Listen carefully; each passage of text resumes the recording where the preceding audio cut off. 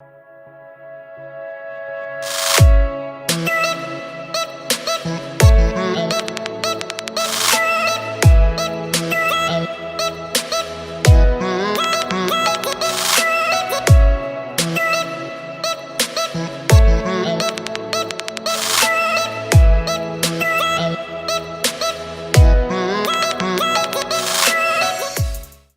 secret of change is to focus all your energy, not on fighting the old, but building on the new.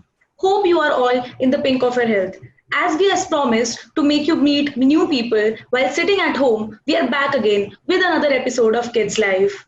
Today we have us with us a very special guest, Mr. Arpit Panjwani, who will illuminate this session and educate us about Atal Innovation Mission. The Atal Innovation Mission is a flagship initiative set up by Niti Aayog to promote innovation and entrepreneurship across the length and breadth of the country. Based on detailed study and deliberations on innovation and entrepreneurial needs of India in the years ahead. We also have Mr. Amit Mishra, who is the co-founder of Kidspreneur. Amit is an entrepreneur and enabler in the Indian ecosystem startup ecosystem for almost a decade now. He advises companies on their economy entry strategies. He's also a TEDx speaker and works closely for some government initiatives as well. Welcome, sir. Thank you so much. Arpit is a transformative school leader and an entrepreneur with demonstrated history of working in the education management and sports industry. He's also skilled at school management, business strategies, business development, leadership, and time management. Arpit Panjwani was also the former chairman of Confederation of Indian Industries Young Indians. He has recently established the Atal Tinkering Lab, a STEM innovation maker space built with the support of Atal Innovation Mission with an inherent goal to develop 21st century skills like creativity, creative thinking, collaboration, communication, and create scientific temper, thereby cultivating the spirits of curiosity and innovation among young mind. Welcome, sir. We are very delighted to have you. Thank you very much. Right. Sir, our audience would like to know a few questions. So, our very first question is: we really need to know about Atal Innovation Mission. So, can you please tell us what exactly is Atal Innovation Mission about, and how can the youth get benefited from this? Most certainly. Firstly, thank you very much for the very kind and warm introduction. And more than that, thank you to Amit and the entire team at Kidspreneur for considering me worthy of being on this platform and sharing knowledge about the AIM, which is a very unique and diverse platform. So as you already introduced, the Atal Innovation Mission is a flagship initiative of the Niti Aayog, Government of India. The AIM's objective is to develop new programs and policies for fostering innovation in different sectors of the economy, provide platform and collaboration opportunities for different stakeholders to create awareness and an umbrella structure to oversee the innovation ecosystem in our country. So what was the inherent vision? The inherent vision of the Atal Innovation Mission was to create 1 million children in India as neoteric innovators. So with that objective in mind, the Atal Innovation Mission established what we call the Atal Tinkering Laboratories, ATLs, in schools across India, pan-India. The objective thereby of this scheme was to foster curiosity, creativity, critical thinking, and imagination in young minds and inculcate skills such as design thinking, design mindset, computational thinking, adaptive learning, and physical computing, amongst other things. Besides the ATLs, the youth can also benefit from the other initiatives of the Atal Innovation Mission, such as the Atal Incubation Centers that foster world-class innovation startups and add a new dimension to the incubator model. The Atal New India channel that fosters product innovations and aligns them to the needs of various sectors or ministries. The Atal Community Innovation Centers, the ACICs, that stimulate community-centric innovation and ideas in the unserved and underserved areas of the country, particularly in Tier 2 and Tier 3 cities. Thank you. Thank you, sir. Sir, if Amit sir would like to ask something. Right. Arpit, first of all, thank you for taking out time and talking to us. Generally, we actually start with everybody who's coming to this platform, Kids Life, is an achiever in their own domain, right? And you have done a lot in the education domain. But we would love to know your story because we're talking about kids here, right? So how was your childhood, right? And what were the learnings there? And can you connect the dots? We actually quote Steve Jobs a lot where when you look back and you say, okay, ये इसलिए हुआ था, right? आज ये चीज काम आ रही है, right? So what there are these some examples you want to share with the audience? Most definitely. Thanks for the kind words again, Amit. So personally for myself, I've been born and brought up in and around the serene Doon Valley, that is Dehradun in Uttarakhand. Personally, I've been incredibly privileged to have a very thorough and rich educational background. I consider myself very, very privileged to have gone to some premier institutions, including the Vellum Boys School and at the Doon School in Dehradun, where I pursued my secondary education. So my life at boarding school taught me a lot about independence and gave me a tremendous sense of pride, passion, and purpose towards challenging the status quo. So as we all know that in our country, not everybody is fortunate to have the academic and educational background that some of us do possess. But that certainly gives us, each one of us, an opportunity to do something for society. And that is what was ingrained into me right during my formative years at school. So I ended up imbibing unparalleled exposure and leadership skills through the vast array of opportunities and activities and sporting culture that was available to me back at the Doon School. Boarding school life, particularly the midterm breaks, the treks into the hills, and the recurrent social service projects, made me conscientious towards the environment and the society, thereby making me aware of my duties as a responsible citizen. While I did not know the true meaning of the word experiential learning back then, but I can safely admit that the holistic personality development I got back at Doon certainly covered all aspects of it, making me self-aware and preparing me with the necessary 21st century skills that help me face the vagaries of life in the VUCA world we live in today. So just to sum it up in terms of how my learnings were back at school, I will quote Arthur Foote, the first headmaster of the Doon School, who said this, and I quote, at the first Founders Day of the Doon School back in 1936, "The boys should leave Doon as a member of the aristocracy, but it must be an aristocracy of service, inspired by the ideas of unselfishness, not of privileges, not of wealth or of position." These are the ideals I continue to live by, and that is how my journey started in the education space, where I looked at it as a sense of service, as a sense of belonging, and as a sense of doing something for society and towards nation building. Thank you, sir. We are very glad to know your journey, and I'm sure a lot of kids who are watching us right now would definitely learn something from this. Also, sir, we wanted to ask, what are the key elements one needs to focus upon to develop entrepreneurship skills? Okay, so that's a very, very wide array and a concept, to be honest, and everybody has their own definitions and understanding of what is entrepreneurship and what are entrepreneurial skills. But in my view, particularly, it is foremost about solving problems. What we keep talking about these days as problem solving skills. An entrepreneur basically picks up a societal problem or a personal problems and starts solving it. And the biggest of businesses as well as unicorns have been born to solve certain problems that maybe the founders face themselves or realize that people around them face. So it is a process of using innovation and creative solutions to close that gap of resolving societal, business, or technological problems. Sometimes personal problems can lead to entrepreneurial opportunities if validated in the market once people actually go and make a business out of it. There is absolutely no exhaustive list of entrepreneurial skills or acumen, but for me, the foremost, and I made a note of the list that I feel that students should really imbibe, are optimism, resilience, drive, motivation, persistence, risk tolerance, leadership, and creative and critical thinking. And as I said before, a problem solving acumen is a must for any entrepreneur. If you're not looking to solve a problem, then basically you're not in the right space. An entrepreneur has to be a quick decision maker and a smart one at that. And he and she should never be afraid of failure. This is something I believe all educators must emphasize at the school level in the formative years for all students. They must not fear failure at all. And in the words of the great Abdul Kalam, as he said, and I quote, "The word fail by itself means first attempt in learning.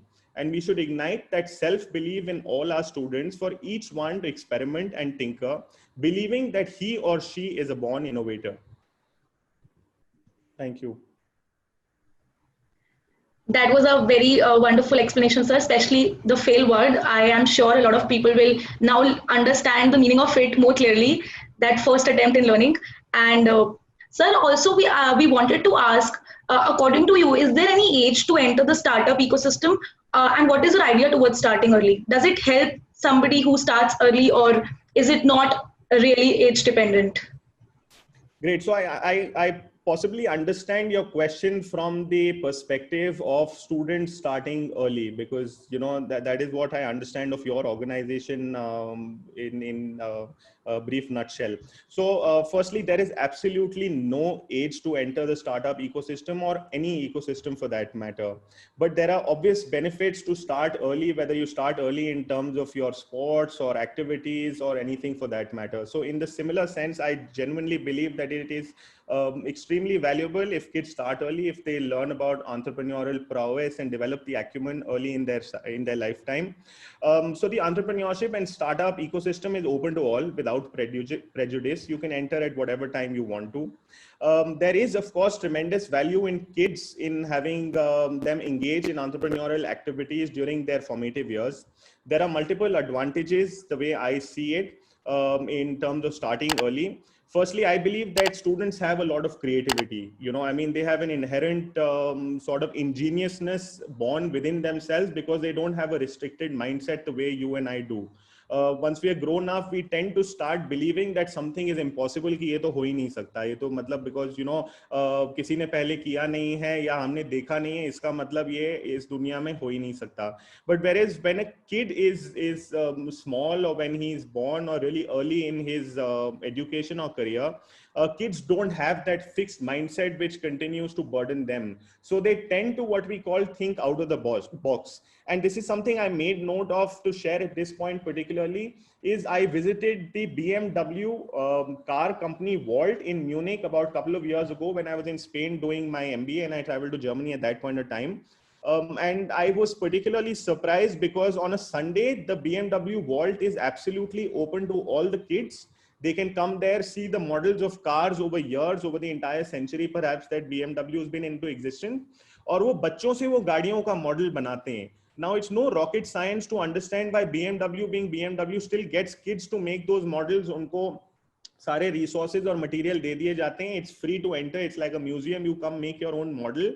And to my surprise, when BMW actually makes those cars, they are designs made by students during the research sessions or during these activities that they do on Sundays. The company genuinely takes it seriously, and I believe our Indian ecosystem should also try and experiment with something like that. By starting early, what I also see is that the startup life comes with its fair share of unpredictability, especially now. During the COVID times, when there are a lot of layoffs, when there are a lot of, pay cuts and things like that. So if a student starts early and gets used to that life and process, he or she is really prepared for that kind of life further beyond. Besides, by starting early in a startup ecosystem, I think the students gain a lot of valuable experiences in life. I think besides having the knowledge, besides having a lot of talent, experience is very, very valuable across the board, across sectors. So when a student starts early and tends to develop, you start failing early and you learn more. So you're way ahead of your peers, of your, batchmates, of your classmates, because you've already had that leeway or the edge by starting early. And one more important point, of course, that I see is that when students do start early, they have that thing called the first mover advantage. So when they start early, they have probably developed something which none of their peers have developed, or they already have an idea which nobody else is trying to explore. So they obviously, when you're running in a race, you obviously have that little bit of edge of a 10, 20, 30, 40, 50 meters, which will in the end really take you a long way in and places in terms of really establishing something meaningful that can create a change in this world. Thank you.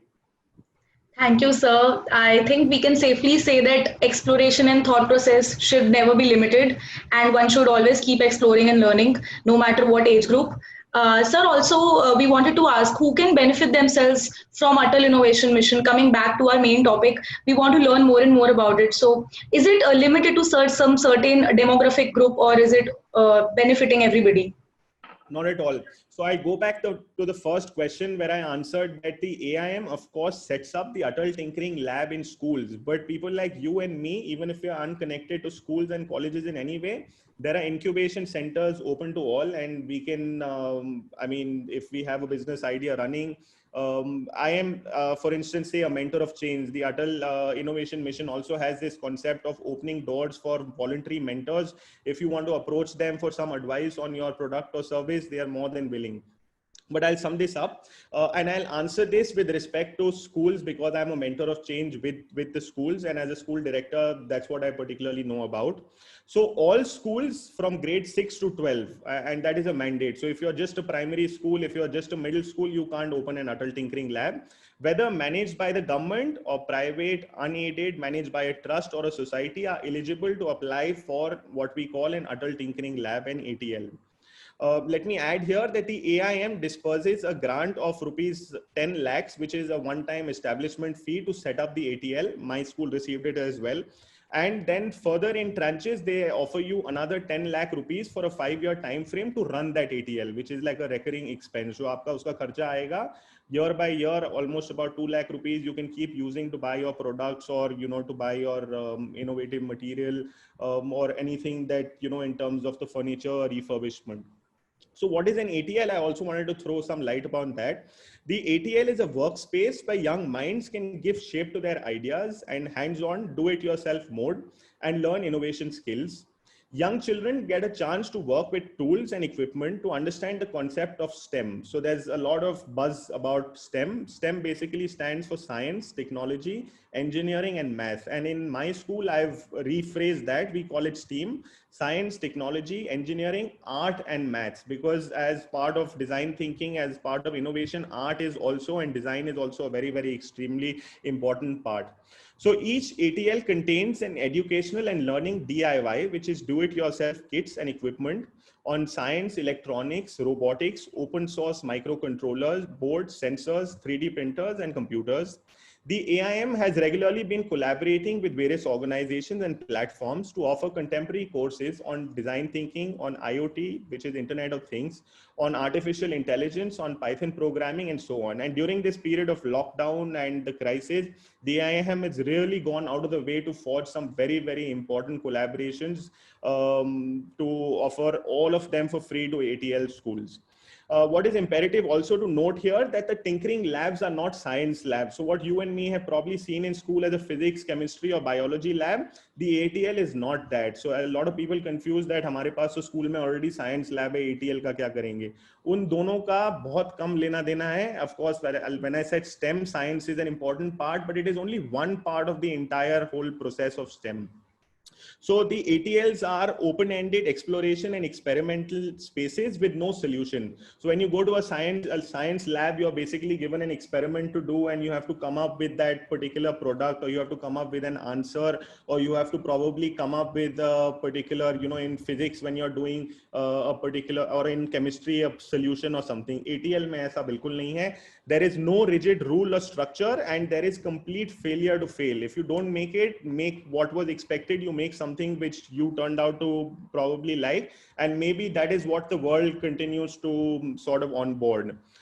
Besides that, the ATLs follow a community model. Since you asked that, you know, who can access it, it is very important to note that ATL is not a school property per se. So since I run an ATL in my school, the vision behind the entire organization is that it's a community center. So I have to invite students from all different schools, all different geographies, localities, whether they study in a KV or army school or in a Prathmik Vidyalaya or something, they can all access the ATL so that students can learn and perhaps innovate collaboratively.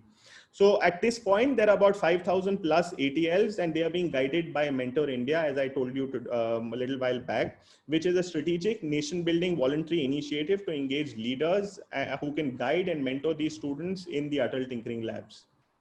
Okay, sir. Thank you for the answer, sir. Most welcome. Arpit, I have a follow-up question to that, right? So, you have beautifully explained the entire concept, but because we also interact with students, right? A lot of these students are the same age group. Uh, a lot of these kids have this mindset, and I think it's a mind block, is that I am not from science, I'm an art student or I'm a commerce student.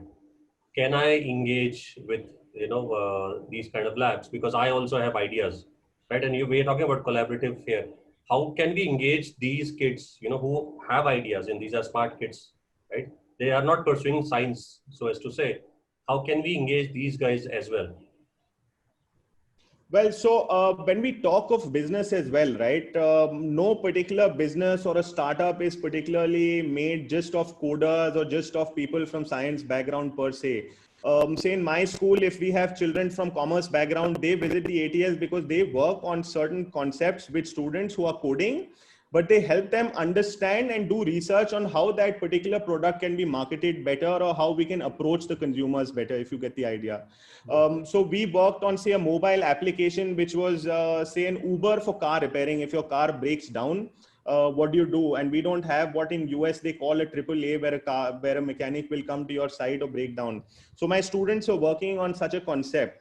Now, for the students that are from the commerce background, we basically emphasize management skills. We basically let them be part of the team so that they can build on the product. They can promote the product. They can do market survey. They can do research.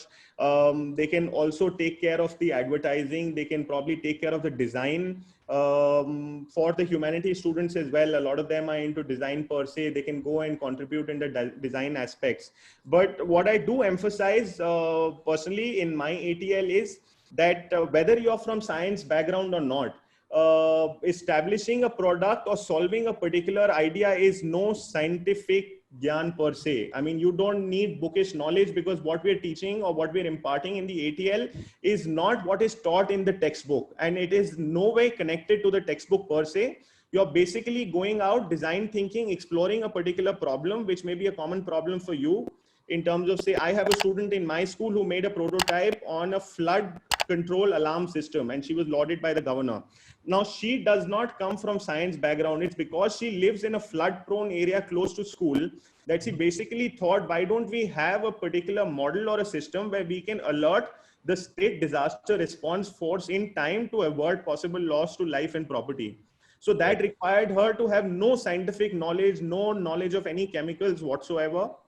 It basically needed common sense, and that is what any sort of innovation in an ATL basically warrants.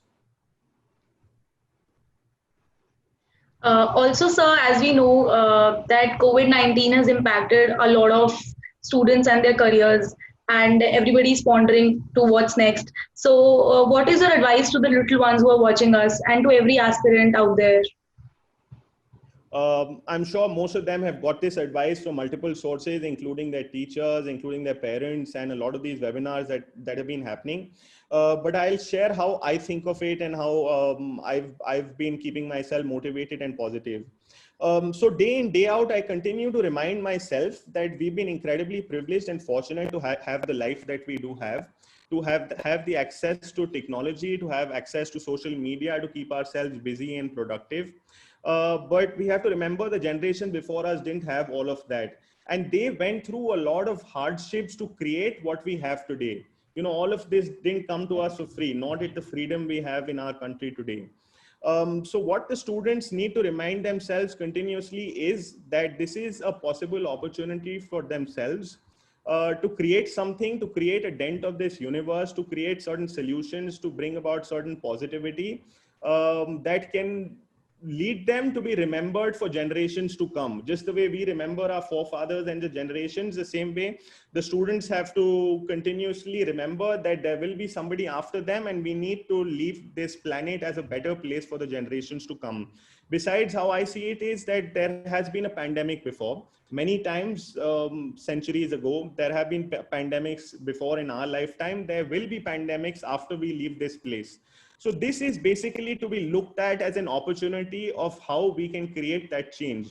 Because if we go back in time to 2009 during the subprime crisis, the biggest of startups came up during that period of time, whether it's Uber, whether it's Airbnb, whether it's Amazon and so on. So a lot of people looked at it positively as an opportunity and created something for which they would be remembered, and for which we are really fortunate to have been using all of that. So the important thing is to use the time available at our disposal and use it productively to create certain changes and solve problems. Students need to follow their passions, of course, pursue what is truly dear to them, to each one of them, and not be afraid of failure, as I said before. There is nothing called failure. There is only a concept of learning, and each one of us, by failing, has a lesson to learn. So each student needs to continue believing in his or her abilities and to stay positive, stay unhindered, and stay unabated by all the negativities that surround us. We are all reading a lot of things on social media and the newspapers. So we need to shut all of that and stay positive and stay focused towards our mission. And most importantly, each one needs to remember that we are all in this together and we shall together sail through. And for the class of 2020, if there are any students who have recently graduated, I must mention quite categorically that you will all change the world in ways that our generations can't even remember or can't even imagine. So you must all stay focused in your mission. I will, of course, add Tagore's very inspiring words that keep me motivated. Faith is the bird that feels the light when the dawn is still dark. So continue to be guided by a certain faith and belief within you. There is always light at the end of the tunnel. It's only that you've got to see it and feel it. Right, right. I think Arpit, So much, sir, for your motivation. Arpit, you talked about legacy, right? And I think it's it comes a little late in the lives of people that when they start thinking about legacy and leaving a legacy for the next generation, because kids are not trained that well. And I think ATL and at Kids Live, Kidspreneur also, we're trying to do that. Uh, there is an important role of parents throughout, a kid's life and their journey. While I think a lot of parents are being actively pursuing different and alternate career option for their kids, uh, how do you think ATL and similar initiatives should engage parents, because parents are not being engaged right now with them? How do you think that engagement as well as awareness for parents should happen?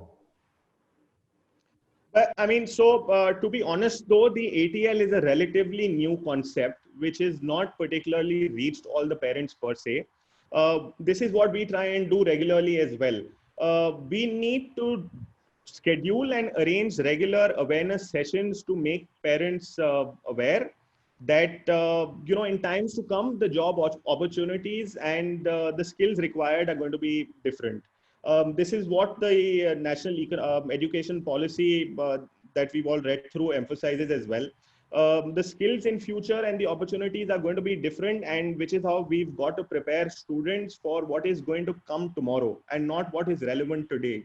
And for that, across lengths and breadths of India, I believe our parent community is genuinely underprepared, is genuinely lacking awareness, which is where the ATL in charges, the school heads, the school leaders need to communicate directly with the parents. They need to showcase what the students are making. They need to regularly showcase and organize exhibitions of products and solutions made in the ATLs. They need to laud the students for creating these solutions. And they need to also share a lot of these case studies and achievements being, received, and the lauds being got by students across the board. With the ATL, there are students making, like I mentioned, one of my students is created something. Similarly, in one of the Atal Tinkering Labs, a 10th grade student team from a remote government school has been able to develop a solar panel. So where else did you first, before the ATLs came into existence, get to know that, some students in schools have created a solar panel that has actually gone to market? Similarly, there are students who have created IoT devices for irrigation. So there are tons of these inspiring stories that need to be sent out to parents. The schools, now that we're all running virtually, connected to parents virtually, need to send these out to parents, make them aware, call them to schools once the schools reopen and show them around. This is what I personally emphasize each time. Class by class, please call the parents, make them meet our student innovators, make them see what the kids have really made, and those solutions need to be really sent out to the parents to actually use, to feel and see that their kids really have a potential in something else more than just, you know, the usual jobs or processes that we've been used to. Thank you, sir, for your answer, and also thank you so much for making this session so resourceful and so informative. I'm sure a lot of people would now learn and understand situations better. Before we end today's session, I would also like to thank all of you for joining us for the session. Also, as today was all about innovation and creativity, so it reminds me of a very old saying: when the winds of change blow, windmills. Most definitely. These times under COVID-19 situation has created a vacuum and forced us to face times we never dreamt of. Engaging our children has become quite an effort who are forced to stay inside their homes. This Kid Life initiative, like many others, may just help people and children engaged and keep updated. You may also reach us out for any suggestions and feedbacks. Also, you may write us about any topic you would like to know in future, and we will get the experts for you. Thank you so much, everybody, for joining in today's session. Thank you again, Arpit. Thank you. Thank you so much for having me over. It was a pleasure. Thank you. Take care. Thank you. Stay Bye-bye. safe. Bye-bye.